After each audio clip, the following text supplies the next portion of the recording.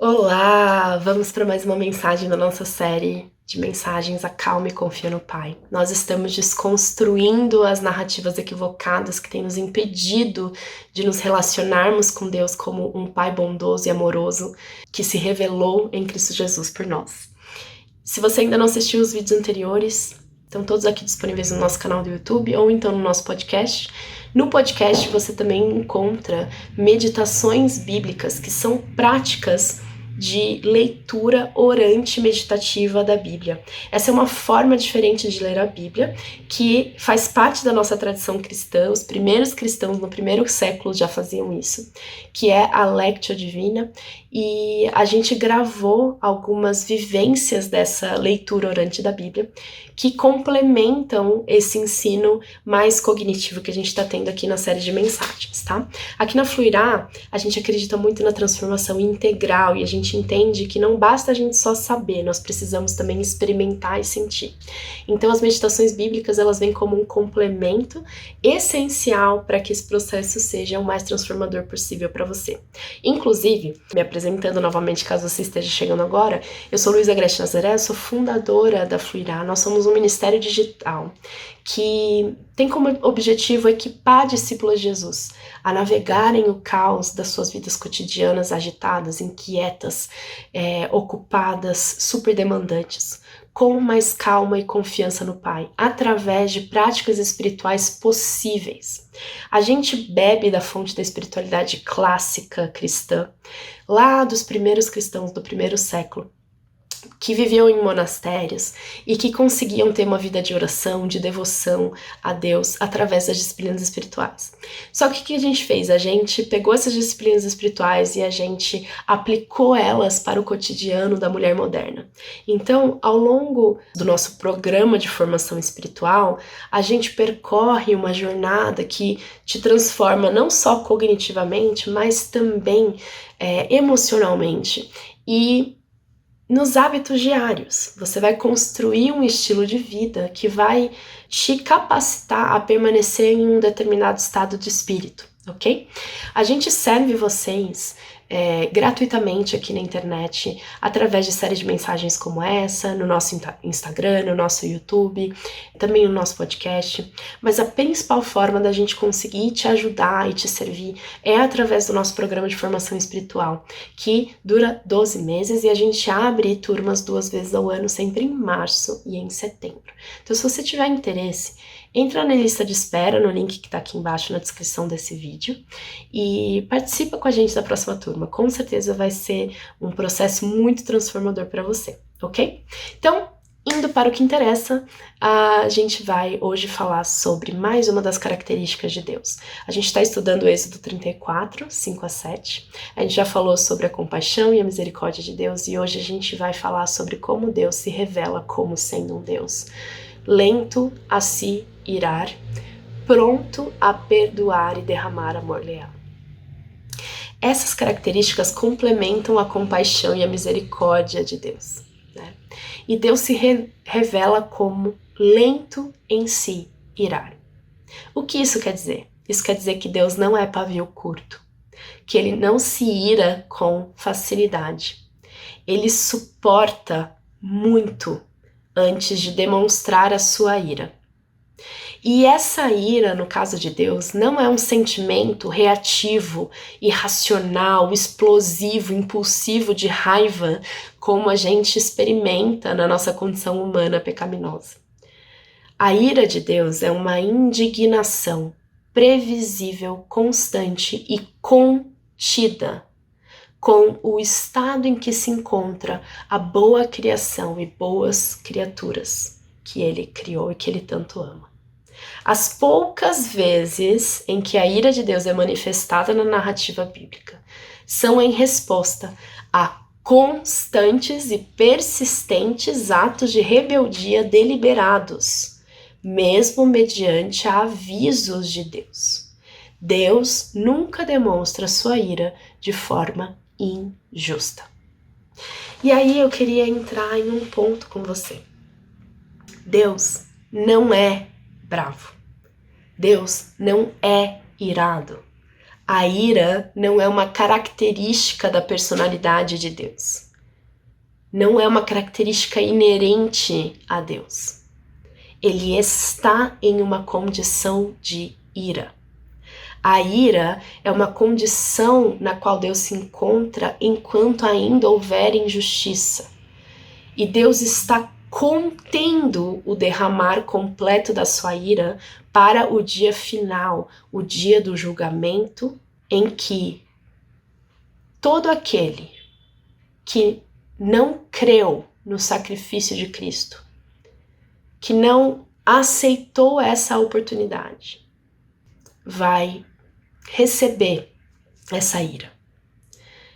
Mas antes disso, antes que essa ira seja derramada, por conta da injustiça, por conta da nossa rebeldia, por conta daquilo que o pecado fez em nós e que nos torna incapazes de corresponder à justiça de Deus, antes disso ele tem derramado misericórdia a cada manhã e dado todas as oportunidades para que haja perdão e redenção em Cristo Jesus.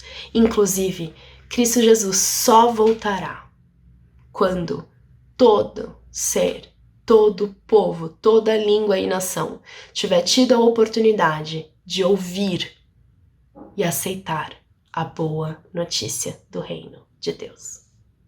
O Salmo 103, de 8 a 14, cita Êxodo 34, dizendo: O Senhor é compassivo e misericordioso, lento para se irar e cheio de amor. E aí ele complementa, olha que interessante: não nos acusará o tempo todo, nem permanecerá irado para sempre. Deus não permanecerá irado para sempre. Essa não é uma característica de Deus. Não nos castiga por nossos pecados, nem nos trata como merecemos. Pois seu amor por aqueles que o temem é imenso, como a distância entre os céus e a terra. De nós ele afastou os nossos pecados, tanto quanto o Oriente está longe do Ocidente. O Senhor é como um pai para os seus filhos, bondoso e compassivo para os que o temem. Pois ele sabe como somos fracos, lembra que não passamos de pó. E a característica seguinte que Deus usa para descrever a si mesmo é não só que ele é lento para se irar, mas que ele é cheio de amor leal. Ele não é só cheio de amor, de um sentimento de amor, mas ele é cheio de um compromisso fiel de amar. O seu amor é constante e comprometido. Ele não deixará de amar. Ele se sacrifica pelo seu compromisso de amar com lealdade até o fim. O Senhor é confiável, ele é seguro, ele é constante, ele é firme, ele cumpre aquilo que ele promete. E o que ele nos prometeu? Qual foi a principal promessa que ele nos deu? Que se nós depositarmos a nossa lealdade, a nossa confiança completa, a nossa devoção completa em Cristo Jesus, que ele nos guardará no dia final do juízo. E nós vamos reinar com Cristo na nova criação. Nós não seremos consumidos pela ira de Deus, que vai acabar com toda a injustiça e com todo o pecado e sofrimento do mundo. E isso não porque nós merecemos, não porque nós fomos capazes de sermos fiéis, mas porque ele se comprometeu em nos salvar. E ele vai nos salvar até o final. Nós podemos descansar por estarmos em Cristo e por estarmos guardadas dentro disso. Éramos escravos, mas em seu amor leal, nosso Deus não nos abandonou na escravidão. Esdras 9:9. Jeremias 31:3 diz que Deus nos amou com amor eterno e com amor leal nos atraiu para si. Agora que nós estamos em Cristo, não há nada que possa nos separar do amor de Deus. o compromisso fiel que Deus tem de nos amar e de nos guardar e de nos perseguir com bondade e fidelidade. Esse amor que nos atraiu, esse amor que te chama e que continua a te chamar e que continua a te buscar e a te atrair para Ele. Independente do que for, Ele nos perseguirá com bondade e fidelidade. Tim Keller traz um retrato de Deus em seu livro Deus Pródigo, que revela a total obstinação e imprudência desse amor que Deus tem por nós, que é capaz de perder a sua dignidade para nos buscar e nos reconciliar consigo mesmo. Ele tem um compromisso fiel de nos amar e Ele não nos deixou à mercê da nossa própria sorte. Ele é compassivo e misericordioso. Ele é lento para se irar. Agora que nós estamos em Cristo, que tomou sobre si todo o castigo, nós não temos mais o que temer com relação ao castigo divino no dia do juízo final. E Ele dá essa oportunidade a toda criatura. Ele quer que o Evangelho, a boa notícia de Jesus, seja declarada a todos, para que todos tenham chance. Outra característica de Deus é ser perdoador para com aqueles que se arrependeram genuinamente. O Senhor, Ele é lento a se irar, Ele não nos retribui com aquilo que a gente merece. Ele se compromete com a gente com amor leal e Ele perdoa todo aquele que o busca. O Senhor perdoa o mal, a rebeldia e o pecado de 1000 gerações. Ele concede graça para quem pede. Ele não resiste ao coração quebrantado. Deus não está contabilizando as suas faltas e te cobrando por elas. Ele está sempre pronto a perdoar o coração que se rende e admite que precisa de misericórdia, que precisa de graça, que precisa de força. Salmo 51:17 diz: os sacrifícios para Deus são o espírito quebrantado. A um coração quebrantado e contrito não desprezarás, ó Deus. Salmo 34:18 diz que perto está o Senhor dos que têm o coração quebrantado e salva os contritos de espírito. Salmo 147:3 diz: sara os quebrantados de coração e lhes ata as suas feridas. Deus é um Deus que não pisa nas nossas feridas. Ele nos recebe em meio ao nosso quebrantamento, como o filho pródigo, quando se encontrou com seu pai. E ao invés de aceitar a oferta do filho pródigo, de eu não mereço, eu quero ser só seu servo, Jesus fala: não, você é meu filho. Deus fala: você é meu filho. E Ele restaura a dignidade desse filho. O Senhor não fica frustrado quando você peca e busca novamente o perdão dele. Ele sabe que somos pó e incapazes de viver sem pecado se não for pelo empoderamento do seu Santo Espírito. A gente vai ver mais pra frente que Deus não é licencioso. Ele não faz vista grossa pro pecado, mas Ele não resiste ao coração quebrantado. Todo aquele que pede perdão recebe. No nosso caminho para a santificação e purificação, muitas vezes nós vamos tropeçar, nós vamos cair, nós vamos perder o foco. E cada vez que isso acontece, o lugar mais seguro para a gente estar é de novo diante do Pai. porque Jesus se entregou por nós e hoje vive em nós justamente para que nós dependamos cada dia mais da graça dele e possamos receber do Pai toda a graça e sabedoria para recomeçar sempre que precisarmos. Não é para tentarmos acertar tudo sozinhas e não recorrer mais a Cristo, e não depender mais de Cristo. Por isso, a cada vez que um pecador se arrepende, há alegria no céu.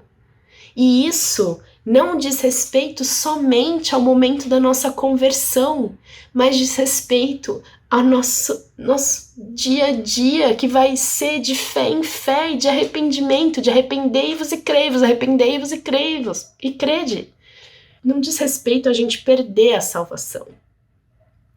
Diz respeito a viver a partir da obra completa de Cristo, entendendo que o sangue de Cristo e a graça derramada naquela cruz que me resgatou é a mesma que vai me restaurar, que vai me transformar, que vai me capacitar a não pecar mais.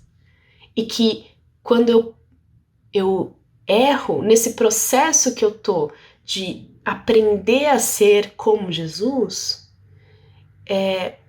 Deus não vai me castigar pelo erro. Ele vai me capacitar a ser mais como Cristo. Dane Ortlund, no seu maravilhoso livro Manso e Humilde, diz que Deus se alegra em glorificar a suficiência do Filho ao dar graça para pecadores que se arrependem. E esse arrependimento, não é só o resgate, não é só a respeito do nosso resgate, mas é a respeito também do nosso processo de santificação.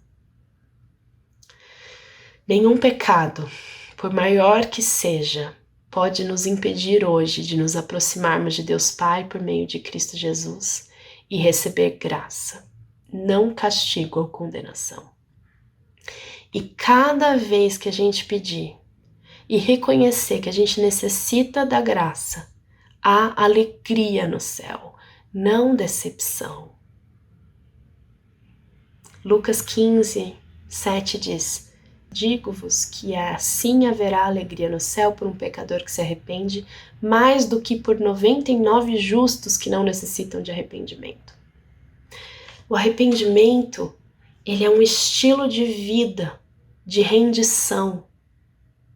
Jesus nos chama a cultivarmos um coração amolecido e rendido e arrependido, com as mãos abertas, dizendo: Senhor Jesus, mude a minha forma de pensar, de sentir e de agir, para que eu possa ser mansa e humilde como o Senhor é. Às vezes a gente lê essa passagem achando que essa alegria só acontece no momento do nosso primeiro arrependimento. Mas nós vamos ainda nos arrepender tantas vezes. E em todas essas vezes a gente não perdeu a nossa salvação, porque o Senhor tem um compromisso fiel de nos carregar até o final. O Senhor quer que a gente perceba que a cada novo arrependimento é um aprofundar ainda maior da nossa dependência de Cristo. A gente vai continuamente passar por ciclos de arrepender e crer, até que o reino de Deus tenha tomado todo o nosso ser. E enquanto isso, a gente pode descansar no Deus que se revela como compassivo, misericordioso, lento em se irar, perdoador e cheio de amor, leal, constante e fiel. Esse é o nosso Deus. Eu espero que essa mensagem tenha falado muito ao seu coração e que a sua visão de Deus esteja sendo renovada, que o seu relacionamento com o Pai esteja sendo transformado. Não deixe de ouvir as meditações guiadas, as lectio divinas que a gente tem disponíveis no nosso podcast. A gente acredita que nós somos seres integrais e tudo aquilo que a gente entendeu aqui com a nossa mente precisa descer para o nosso coração, e para isso a gente conduz leituras orantes e meditativas da Bíblia na forma da Lectio Divina no nosso podcast, que são complementos essenciais para que esse processo de transformação espiritual seja super profundo para você, tá bom? E não se esqueça de, aqui embaixo, deixar o seu nome na lista de espera para a próxima turma do nosso programa Acalma e Confia, em que a gente vai percorrer juntas um processo de transformação espiritual muito profundo para que a gente tenha desenvolvido uma fé mais sólida, que permanece calma e confiante em meio ao caos da vida. A gente te espera na próxima turma, tá? A gente abre turma sempre em março e setembro. Um grande beijo!